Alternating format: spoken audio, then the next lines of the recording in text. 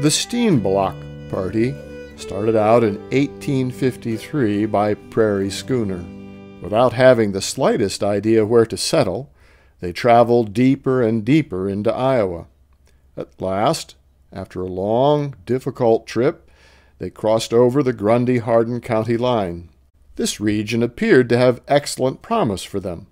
"This place will do. Let us build cabins," declared the elder Steenblock.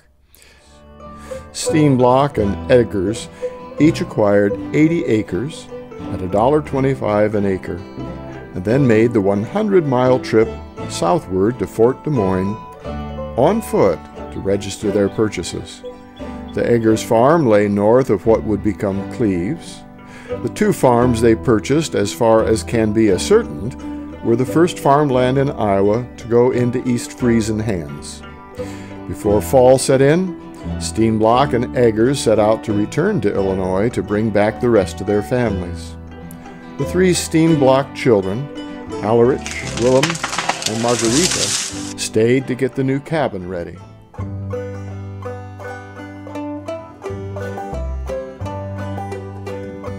The cabin had been completed, and all 7 families found shelter in it for the winter months.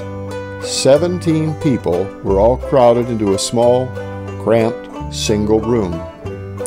In the next year, 1855, more families settled in their neighborhood, including the families of Geerd Wessels, H. Switter, and the von Bockerns, to name a few. The life of the pioneer families in the first years was more difficult than they could have possibly expected. Neighbors were miles apart.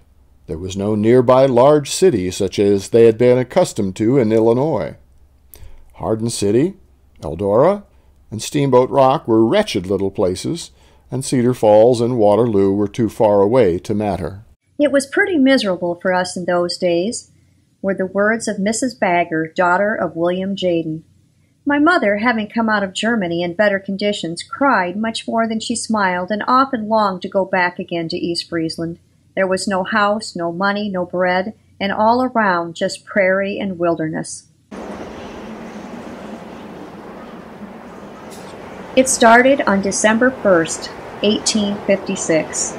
The entire Midwest experienced a surprise 3-day blizzard followed by 0 below temperatures, followed by rain which froze and formed a very heavy crust of 3-inch ice on top of the snow.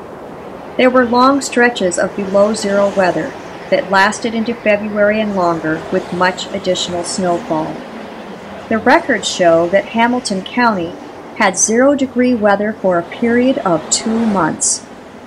Others reported temperatures remained below zero for 90 days. Over 100 inches of snow fell, and cattle and horses died. Settlers were in dire circumstances, crowded in small log cabins, some without a roof.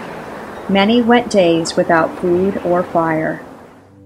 The life of these pioneer families was much harder here than they ever could have anticipated. 6 years after they came to Iowa, most still lived in a log cabin without a permanent roof.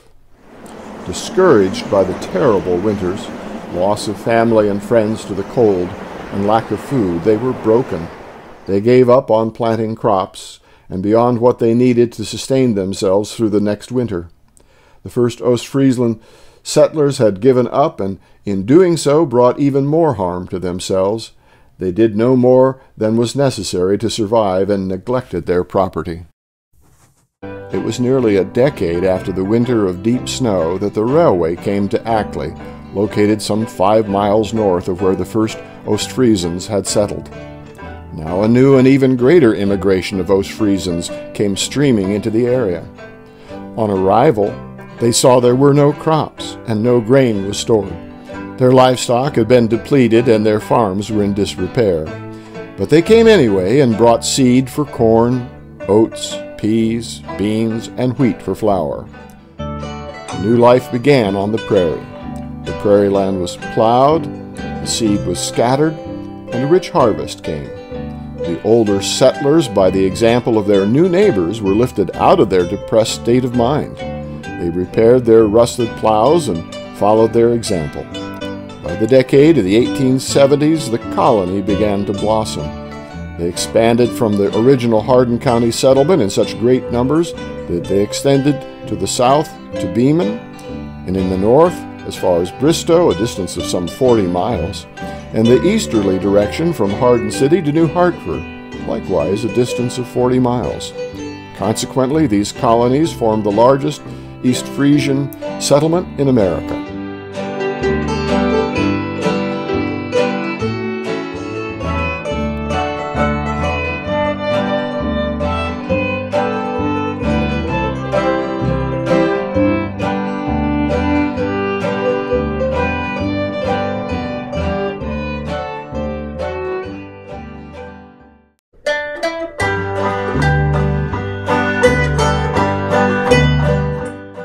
They came from all over the world, men and women seeking a better life.